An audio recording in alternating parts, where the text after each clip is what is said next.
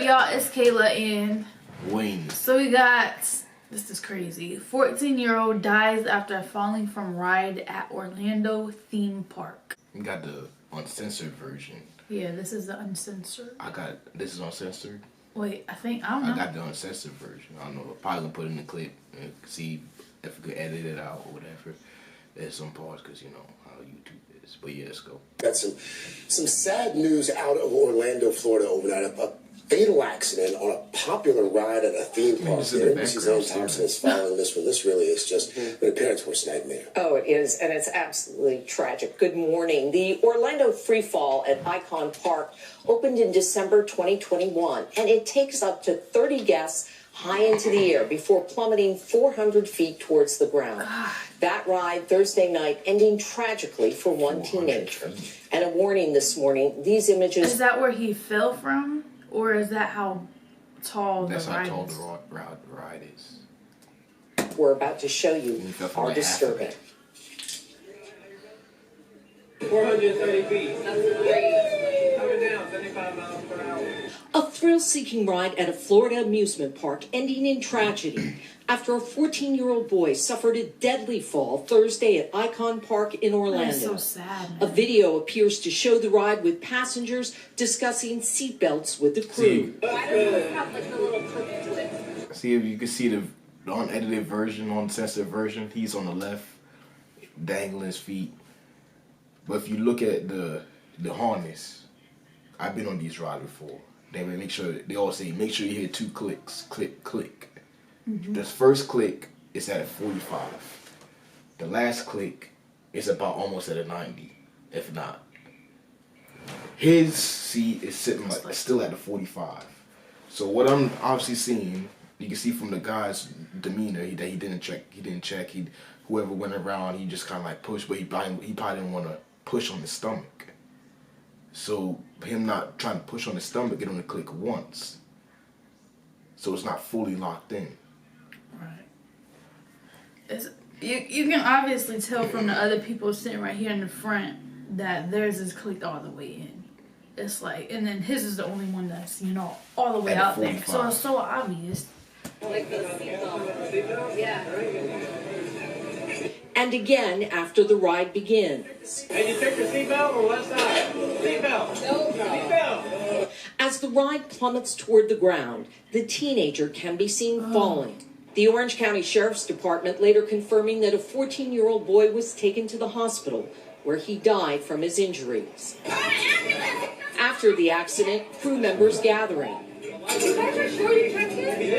A ride spokesperson saying the teenager...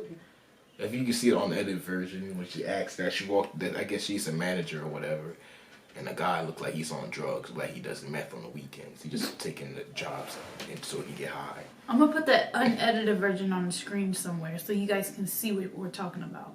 Like, you could hear him fall to the ground and everything was like, ugh, so cringy. Was in a safety harness. That's what we know at this time. So again, we operate the ride with all the safety precautions in mind. According to its website, Orlando Free Fall stands at 430 feet, making it the world's tallest freestanding drop tower. The ride can accommodate 30 riders when loaded to capacity. This accident comes after another fatal fall at the park. In 2020, a 21-year-old construction worker died after falling more than 50 feet while conducting a safety check on a different ride. This morning, questions about how last night's deadly accident could have happened. Words can't say how we feel. Our hearts go out to the family of this young man, and that's all we can say at this time. And that was last night, the ride's operator's spokesperson talking to cameras. But this morning, we reached out to the park itself, Icon Park, and we have not heard back. But we do know that the Sheriff's Department is continuing its investigation. Just awful. Yeah, just horrible. Thank you. Horrible. Thank you. So you already know, man. They say he's sitting at 45 degrees. You can tell that the manager is a girl, walks over to the white guy with that that's inside the ride with the red hat accidentally checked him. So before she even came over and he fell on his face and it was calling everybody sitting there like nothing to happen, like Yeah, it was like so awkward. it was like a day at the beach or something, and he didn't rush over nothing. He just walked over casually and like just nonchalant, don't give a fuck what's going on. He wasn't like nobody was like really like screaming like, oh my god, help. Running, checking him, calling. No. One bald-headed guy walked in and started calling. And all the guys just, they had to tell him, get us off the ride.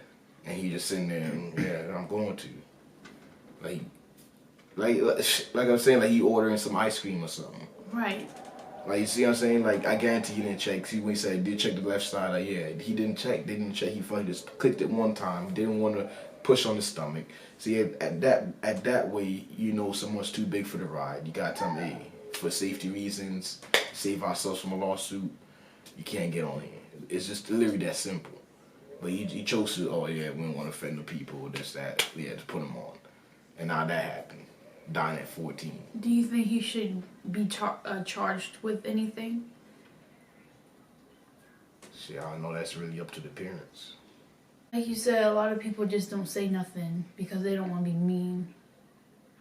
But still, like, I just feel like he should have known, like, especially the ride being that high, and like he could pass out and fall over and easily just come out. That's probably what happened. Yeah, exactly. It started at 45. It shot up.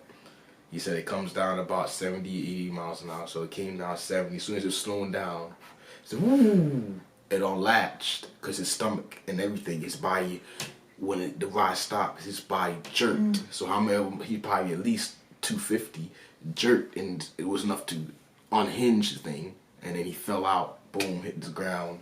Probably got instant brain injury, and that's probably internal bleeding killed him. Or he could even crush his ribs and puncture his lungs, all combined. He was like so close from hitting the fence too. If he had hit that fence, it would have been way worse. It would have had to bring a hazmat suit because there'd been brain and guts everywhere. Oh my god, that would have been.